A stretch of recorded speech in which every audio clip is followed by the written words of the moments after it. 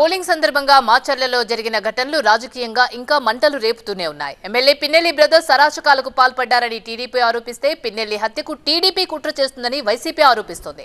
మాచర్ల అంశంపై ఇరు పార్టీల నేతల డైలాగ్ వార్ ఇప్పుడు చూద్దాం.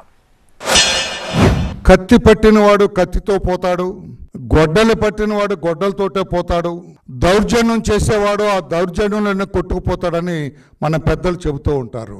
ఆ రకంగా ఈ రోజున మాచర్ల శాసనసభ్యుడు పిన్నెల్లి రామకృష్ణారెడ్డి గారి దౌర్జన్య కాండ, అతని దుర్మార్గపు చర్యలు ఒకటొకటి బయటపడుతూ ఉన్నాయి.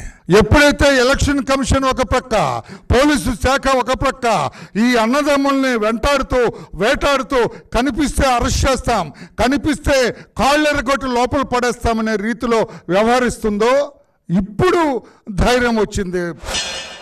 ఖచ్చితంగా పిన్నెల్లి రామకృష్ణారెడ్డిని అంతమొందించటానికి తెలుగుదేశం పార్టీ తీవ్రంగా ప్రయత్నం చేస్తుంది.